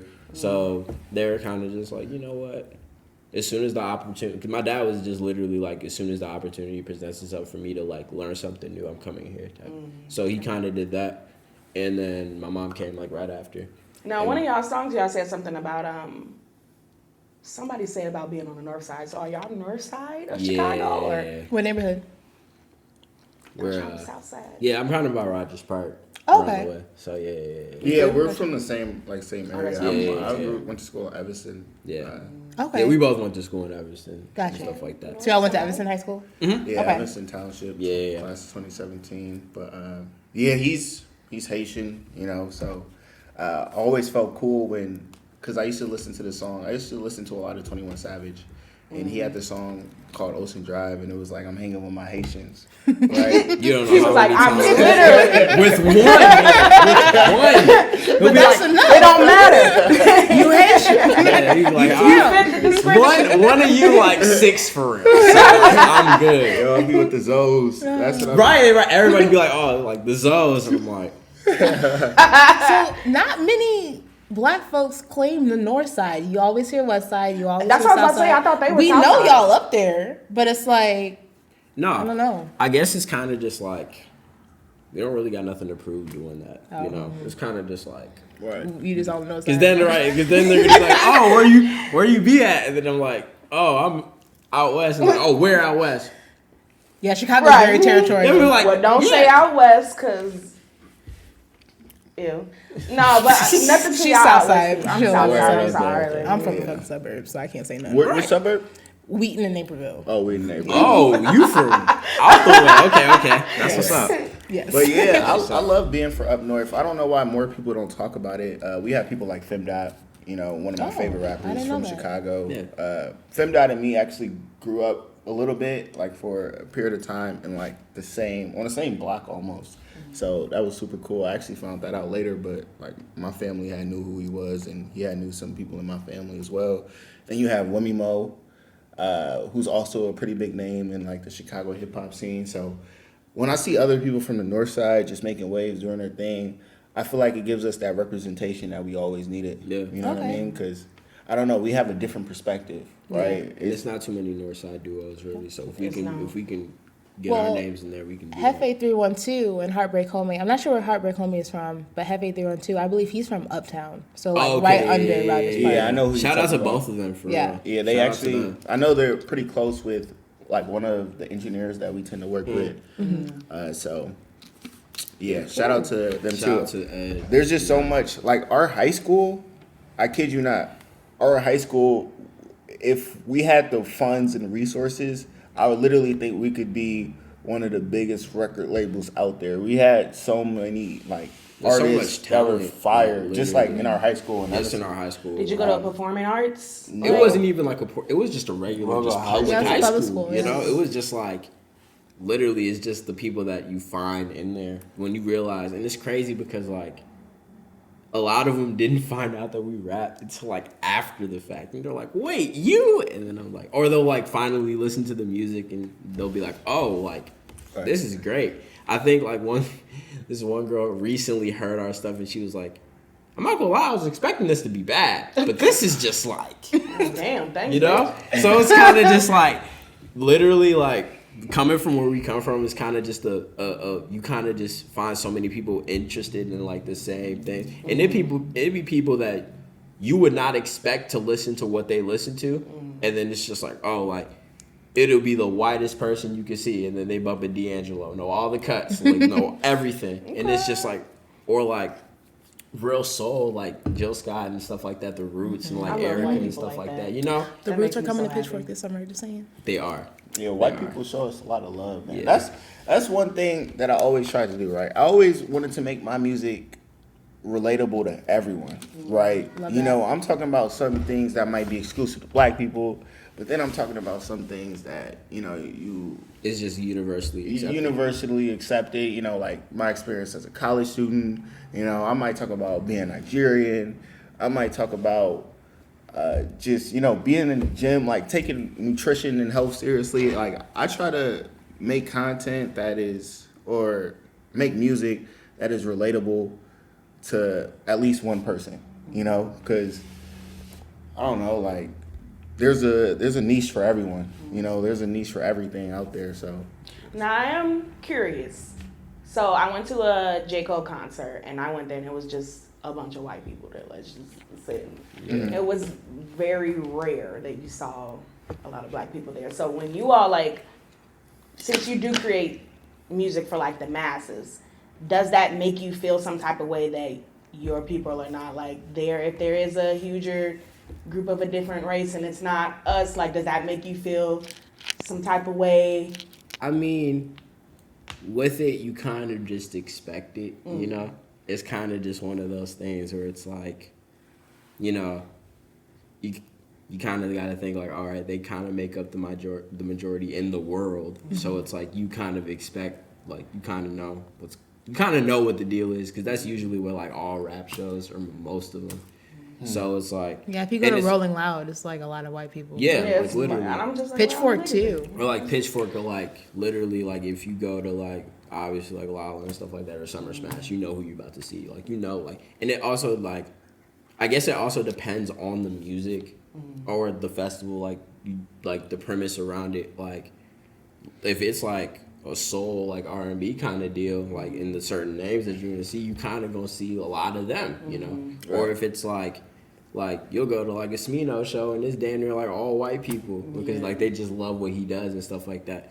So you kind of just, I kind of just look at it as like, okay, like, you know, it's kind of just, it comes with it. Like, either way, like, you know, like I know like what we say will be appreciated by our own, you know, and that's really all that matters, and it's going to be connected to them. So either way, it's like, it doesn't diminish the connection that you have to your people, for real. It's just like, it is what it is. have you seen that Key and Peele switch where there was like a president or somebody? It was supposed to be like Obama, and he would give like a Yes. to He was certain like- people. So funny. Yeah, I And just this my nigga. I just think that's like a natural reaction, especially as an artist. When you encounter people, you're gonna sort of adapt to whatever's in front of you. And just to go back to your point, I love what you said about you know, what we make is going to resonate with our own. Like our own are going to connect with it. With that being said, I'm just appreciative for like everybody that comes to my show, right? Like white, black. I'm just happy to be on the stage. But I understand the social dynamics that might go into why, you know, somebody that looks like me might not necessarily be at a concert like that. You know, so True. I don't know. I just appreciate it, just being on that stage and everyone that's out there. Okay. So I want to bring up, the Chicago artist scene, Femdot, No Name, Saba, Mick Jenkins, Matt Muse, the list goes on and on, Chance, Vince. How do you guys find your way into that niche? I think we found our way in an easier way because we're a duo, you know? A lot of the people that are on are usually solo acts. And but I think we're kind of like in a space where like duos are kind of like making sure they have their area, and you know, because usually with groups you kind of hear more about collectives, like everybody moving as a unit more than one. So it's kind of just like when it's like really just like a tandem of two, it's just it kind of has a door for us to kind of just be like, okay, like we're a duo, you know, and we kind of work well together. Like shout out to Mother Nature, shout out to Out Past Midnight doing like the duo thing. And we kind of just put ourselves in there, so it's like, and then even like also just being in the north side, like it's just killing two birds with one stone. Just having that duo aspect, and then having like an up north aspect, and then also just the music kind of just not being just the conventional rap, you know, just being a mix of everything. So, yeah, I think that's kind of where we kind of find our way, and just kind of getting more people to know about it. Like, hey, like we do this, but like this is not going to sound like that. So that's just what we strive on doing, really. Mm-hmm. I like to look at it as like Chicago rappers, especially like Vic Benson, Mick Jenkins, Chance, etc.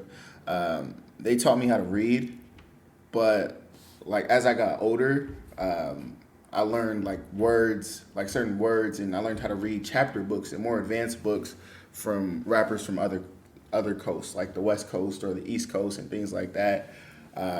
So I feel like just blending those influences together, you know, like those origins of being a Chicago rapper and growing up in the Chicago scene, and then venturing out and listening to artists like Nipsey Hussle, Kendrick Lamar, Drake, and just venturing out to other coasts and just bringing it together, you know, sort of creates a unique listening experience. Because I don't think you necessarily listen to our music and just hear Chicago hip hop, right? Hence the name, like Midwest Side. Right, we're influenced from all different coasts, especially like the West Coast. I think that has a really big influence on our music. So I think that's where we get our uniqueness and our personality and individuality as a group. So when you say they taught you how to read, are you saying like they gave you a whole new interpretation on how to read these books? Is that what you mean? Not in a literal sense. It was more so like an analogy. They just taught me how to like rap, but like they introduced me to rap. Like they gave me my interpretation of what I think good rap sounded like. Right. Because you know, obviously when you're growing up, you just hear the stuff on the radio. You hear the stuff that your mom plays. But then you're introduced to something new, right? You're introduced to like Chance the Rapper and Vic Mensa, who are rapping off beat, who sound like people that you've never heard before. Right. And so like that was my introduction to like making music. Like I'm about to make music like this, you know, while you probably hear a pretty big Chance influence in my music. Although I think we just have a pretty similar voice. But then as I got older, you know, once I started immersing myself in other cultures, with the invention of like streaming too, because I think streaming probably got really big like 2015, 2016. I had my own money and I was able to like purchase a subscription package to like Apple Music or Spotify or things like that. I was able to draw influences from other places other than Chicago. And that's who, like, I say taught me how to read chapter books. Gotcha. You know, so. See? Stay in school, kids. Rap will teach you something. Yeah. But no, really though, hip-hop, rap, it literally is literature. Yeah. So we were doing a video last week, and I explained how Kendrick Lamar was the very first rapper that I sat down and listened to the album and listened to the words that he was flowing. Because before then, before 2012, I was just listening to whatever my parents listened to, whatever was on the radio. But when Good Kid, Mad City came out, I'm like, whoa, this is kind of like what spoken word is? And then that opened a whole new door. And then I found out what YCA was. Then I started listening to them and hearing, you know, what those kids were producing. So for me, hip hop, I just saw it in a different light. It was less about the culture, the status, the stereotypes, the negative connotations. It was more about what can hip hop do sonically, lyrically, the literature behind it. And see Kendrick Lamar, he won a freaking Pulitzer Prize for it, you know? Yeah. So, and he has a class, and Jay-Z has a class at a college campus, I think at Harvard. It's either Harvard or Yale. So that just proves like it's so much more than just the negative connotations of hip-hop music. Yeah, I think rappers are some of the thought leaders of our time. Like they're some of the most like intelligent, thoughtful, well-spoken people, like ever almost. Like people like Kendrick Lamar and Lupe Fiasco, just like incredible lyricists. You know what I mean? Even people like Smino, just like the way he puts words together, it's like genius. Amazing. Like these people are geniuses, and they just found a medium in which they're able to convey their genius. Right? It's no different than someone that's teaching a class or writing a book. They're just choosing to do it through rap music. Yeah. Right? I'm glad you said Lupe because people don't really give him his credit like you should get. No, he's goated. Yeah. Easy. One of my favorite rappers all time. Shmino, No Name, and Saba, if they were a trio for the long game, they would sell records crazy. Yeah. I know they have a couple singles together, but if they had a whole album, No, they would be crazy. Yeah. I'll buy They would, that. that would. I think we need that for real. An album would be crazy. So if you guys weren't musicians, what would you guys be doing now? You would probably be a damn travel agent.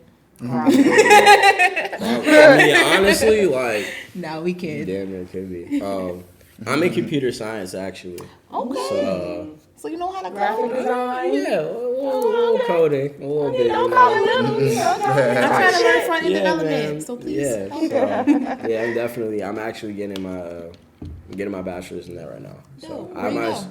I go to Northeastern Illinois. Okay, actually. cool. So yeah, I'm in that right now. I have an associate's in art, so it's kind of just like anything kind of like art related, or Love just that. that would probably be where I'm at with it. So. It's probably like UX design. Mm-hmm. Yep. Yeah, that'd Something be like tough. That'd be tough.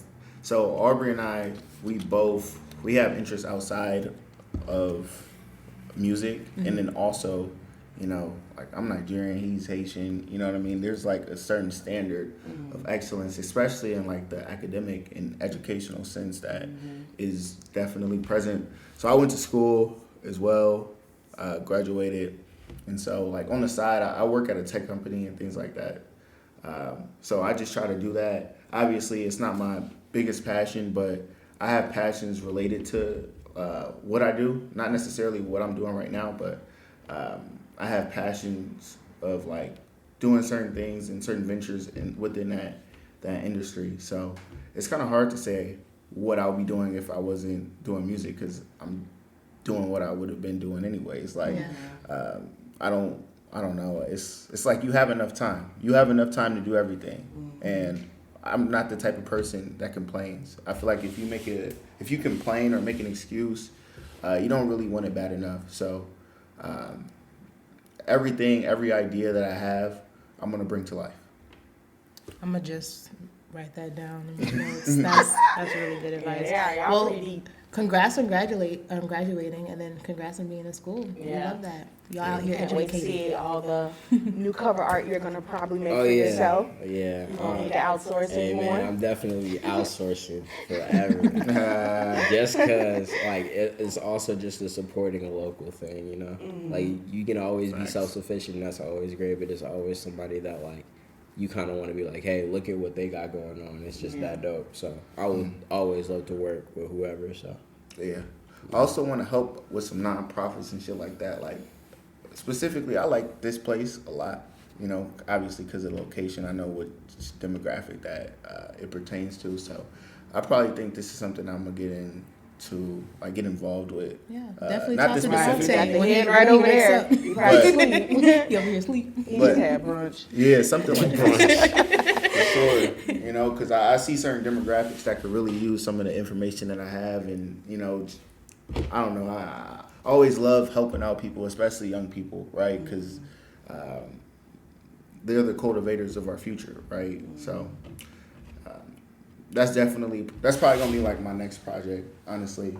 Like outside of work, business, et cetera, like music, things like that. I want to like find a way to help young people, Love that. So, getting into like how you all work as a duo, like I know you all have two different personalities, you're two different people. What would you say would be a challenge being in a duo? Like, for example, let's say that you might want to go a different direction than he wants to go in something. How do you all handle that for people who are in a duo with somebody and they don't know how to handle those changes or, differences. Right. I think it's, you guys probably experienced something very similar, right? Any sort of interpersonal relationship, it takes a lot of understanding, compromise, and the killing of your ego, right? Ego kills everything. And I feel like Aubrey and I don't really have too big of an ego, so we're able to work through certain differences or oppositional opinions and things like that. It just takes seeking to understand, right? Opposed to seeking to respond. And I think a lot of people just seek to respond instead of understanding. Like if Aubrey doesn't like something that I do, in terms of the music, I understand and I see where he's coming from. And I realize that someone else might have that same perspective or opinion. And additionally, on a different note, I think one of the hardest parts of being a duo is just making sure your schedules align, right? Because we're two different people. He's in school for computer science. I'm doing what I'm doing. I finished school and I was working on a bunch of different projects at the time, and family life and other interpersonal relationships. So it just takes understanding and transparent communication, right? Aubrey and I, even if we're not talking about music, we're going to communicate. You know what I mean? It's bigger than the music with Aubrey and I. This is genuinely my friend. We didn't come together to start a project. We were already together. This was already my brother, and then we decided to make music. So the music is just a byproduct of our relationship, of a relationship that already existed.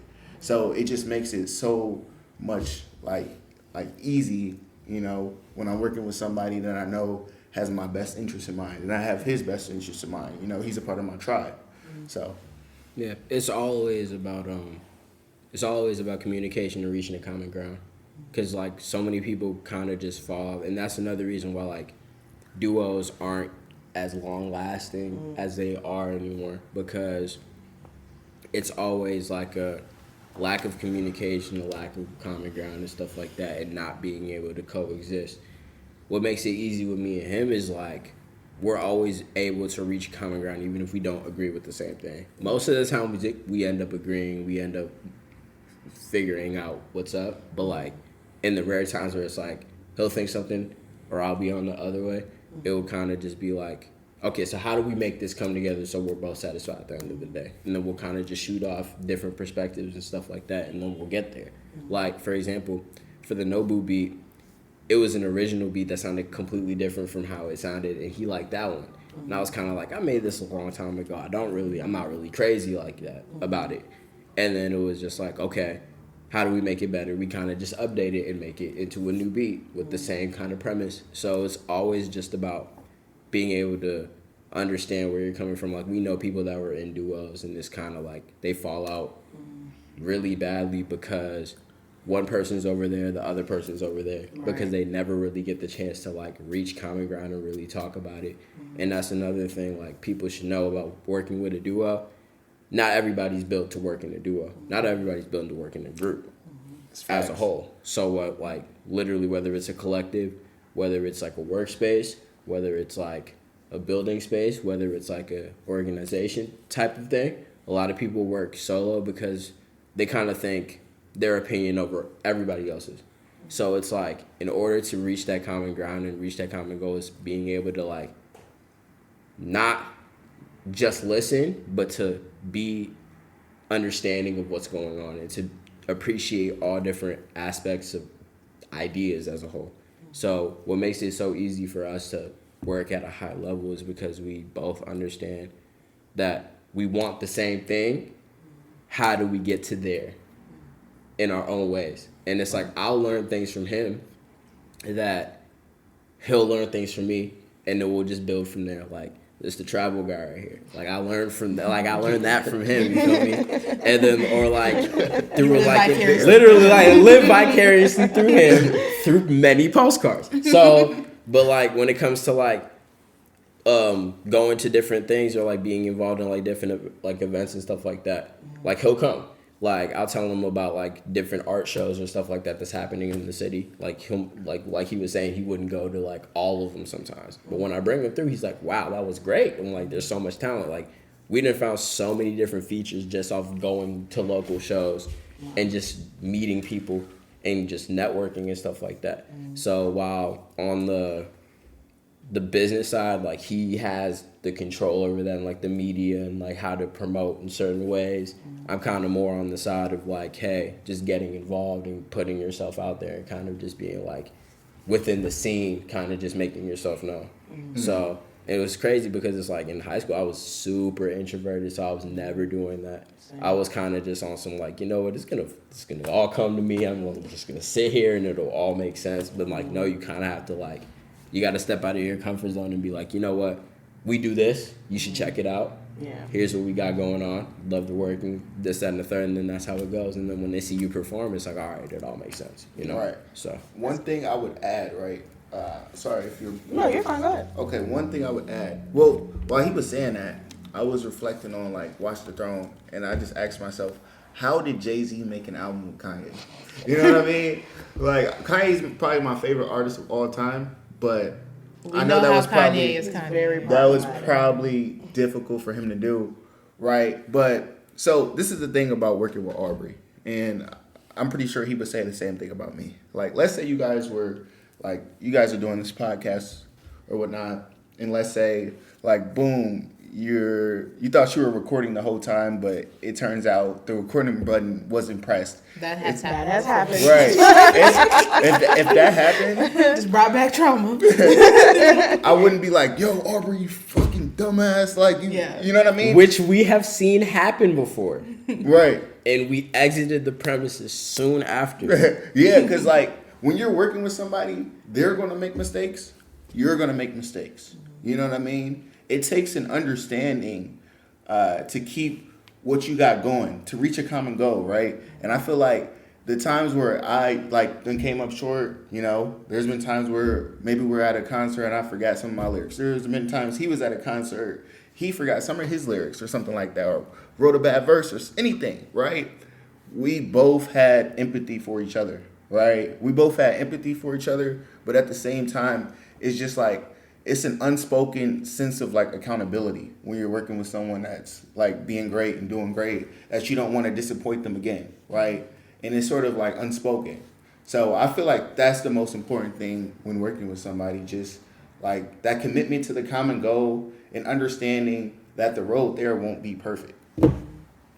Now, I'm glad you brought up Jay-Z and Kanye because they both have two different personalities, but they were a duo, say the sense, for Watch the Throne. But you know Jay-Z is Jay-Z, you know Kanye is Kanye.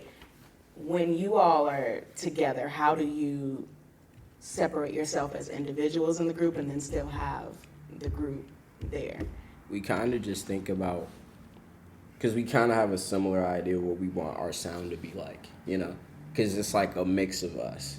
Because like when you think of Stranded Civilians, it's like, it's just me being me, him being him. We're just coexisting while doing that, you know?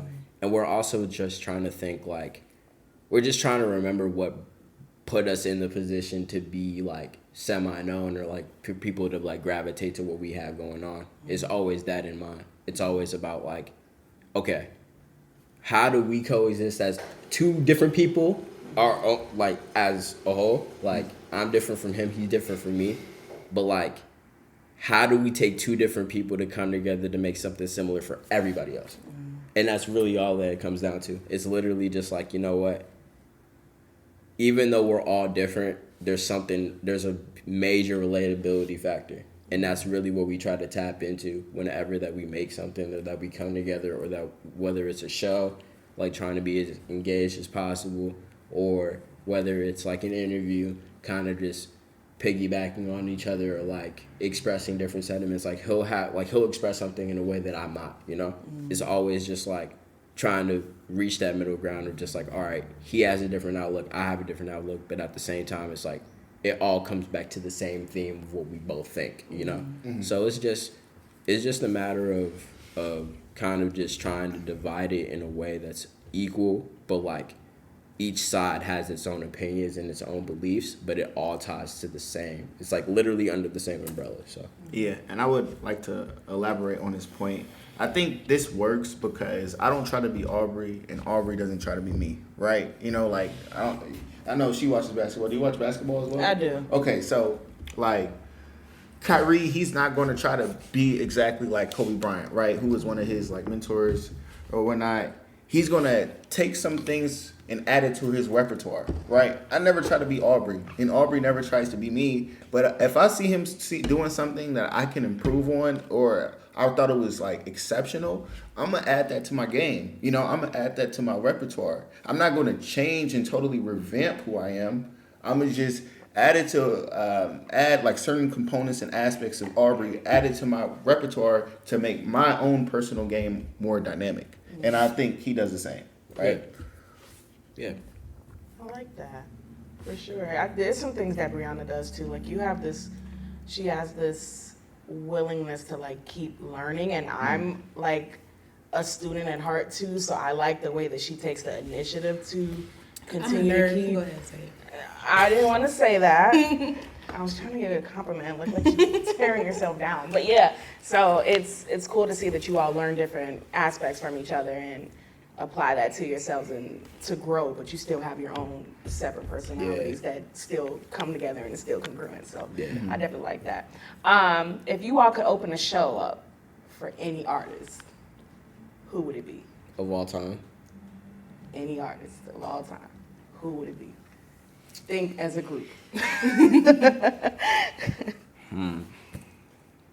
So I'm low key thinking from like, what would be most advantageous to us as artists? So where could we get the most fans from? Like if we open up for them, and then also, who would I want to meet? And would I necessarily meet them? I haven't opened up for really big artists, so I don't know. Do you meet them? Do you talk to them? I mean, yeah, you're on Yeah. tour with them, Yeah, so. if Oh, you're on Yeah. tour with Yeah. them, right? So you're around them. You're picking up certain things. I know who I'm thinking of, but I'm gonna let you go since you got your idea already. So I would open up for Drake. I knew you were gonna say I that. like, That's the third time he said it. Drake, we got a whole fan club over here. For Right. you. I love Drake too. I No, but love this him. is why I say it, right? It's Drake. He's lit. He's having fun. We backstage. We turn.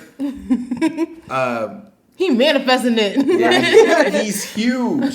Drake put on all your favorite artists. Yeah. And I wouldn't say he put on this artist, but he helped jumpstart Kendrick Lamar. You know what I mean? The Migos, Nardo Wick, Kodak. There's just so many Party artists. Next Door. Party Next Door.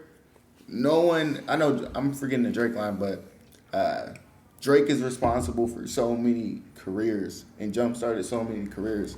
And I think, especially with the music that we make, there's an avenue, like there's a certain amount of Drake fans that would really appreciate what we got going on. You know what I mean? Like really appreciate what we got going on. That would be bigger than another artist's whole fan base, right? Like people who like Drake's lyrical stuff or his old stuff, like when he was coming up, might be bigger than another artist's whole fan base. Just those people that would like our stuff. You know what I mean? So, yeah, I would definitely open up for Drake, Kanye. Kanye would be crazy too. I don't know what he'd be on though.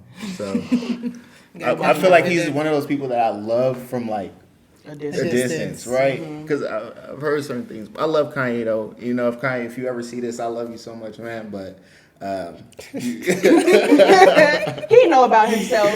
I love you, he man. just like, said, I don't know what he be on. But- Watching this, you feel me? but I love you, Kanye. I never want to say Like nothing you bad didn't about watch the Kanye. last video he put out. Yeah, but I would open up for Kanye as well. But I know he's volatile, just from like, just like seeing certain things. And I'm not necessarily a volatile person, but I like to vicariously live through them through a screen. But I don't know if I necessarily want to be around them in person. Yeah. So That checks. either Drake, Kanye, somebody legendary, Wayne. Yeah, you. Nah, I'm in a completely different. This is how you know we two different people. Because I'm thinking in like, what's gonna give like the best.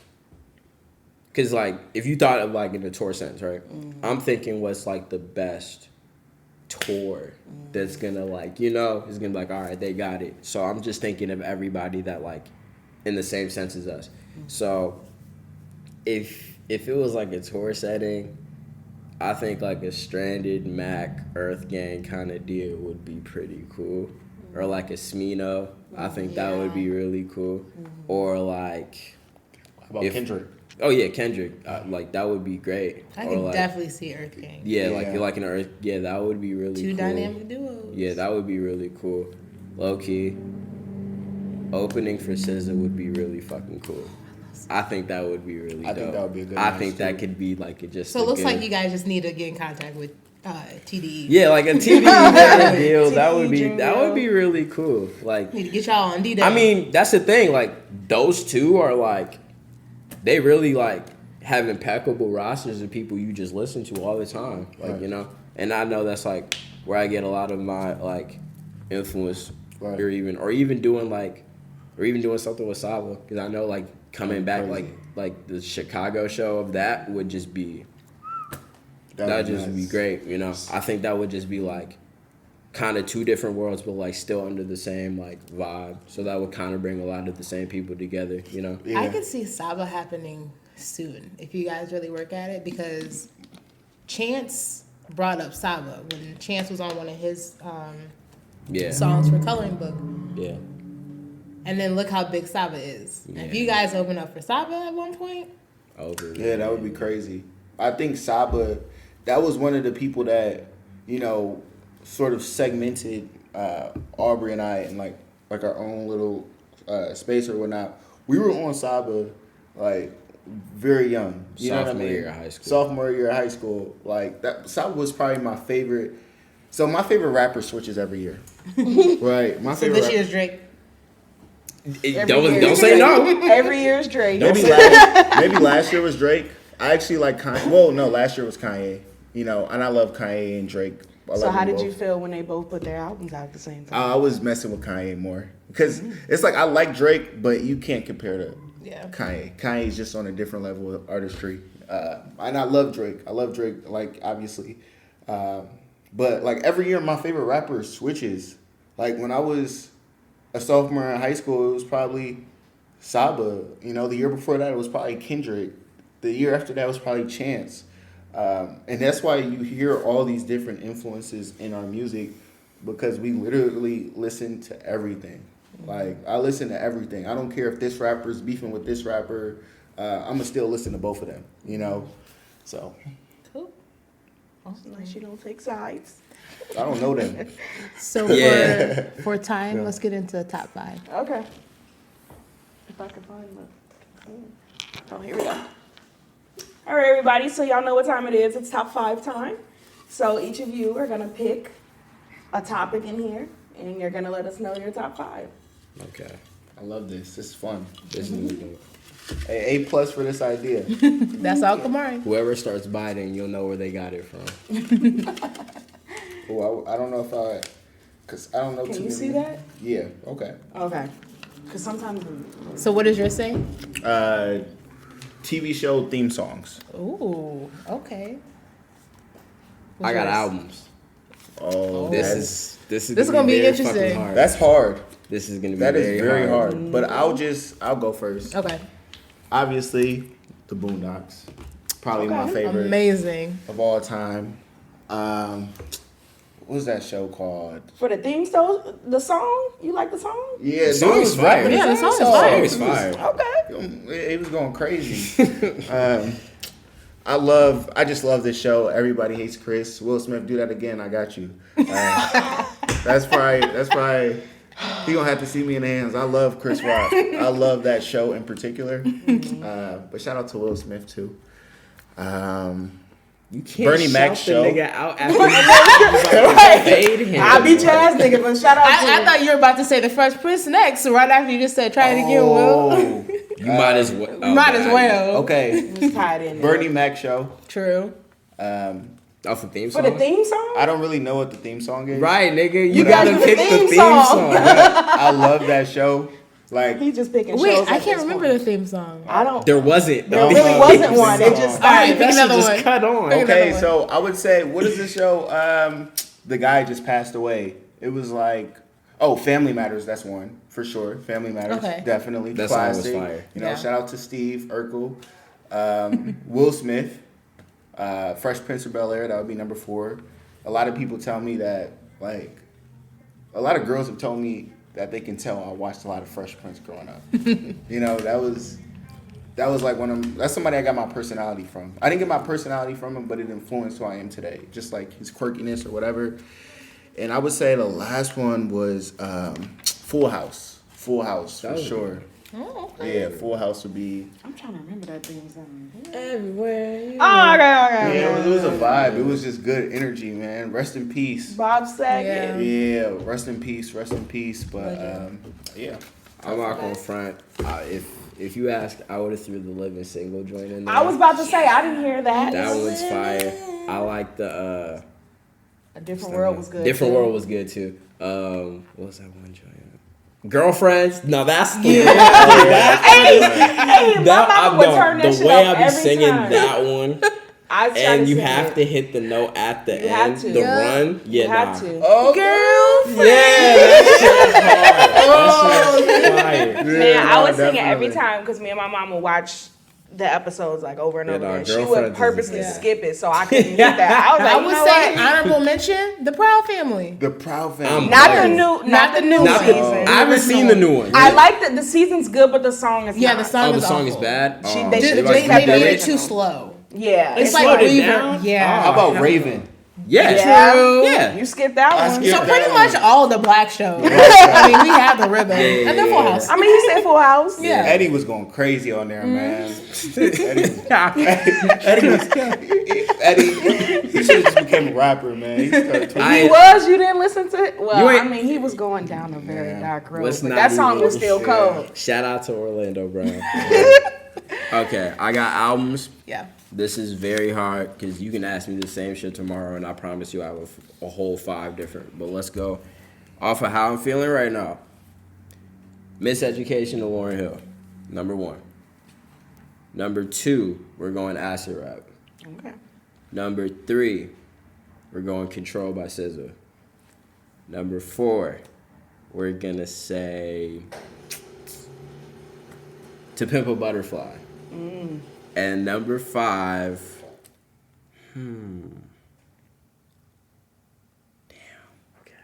No, you gotta lock in for this You one. got it. You gotta lock in Because for this I'm one. on edge for this one. Number 5, we're going to say I wish I had a drum roll sound on here. Yo, you gotta get a better sound roll. number 5, we're gonna go. Damn, do I want to say that one? Come on, you got it. It's right there. Just say it. It is there. We're gonna say Songs in the Key of Life by Stevie Wonder. Oh. That was on Rolling my it back. You're gonna say that one. our top or Okay. albums that molded our lives. I picked that one. Honorary mentions go out to The Score by the Fugees. Mm-hmm. Also, we'll say The Preacher's Son by Wyclef. Also. That's classic. Cool. Well, that's been another episode of All in the Fam. We've had the wonderful Stranded Civilians joining us today. I'm your girl Kamari, And I'm your girl, Brianna. and we'll see you in the next episode. See ya. Bye.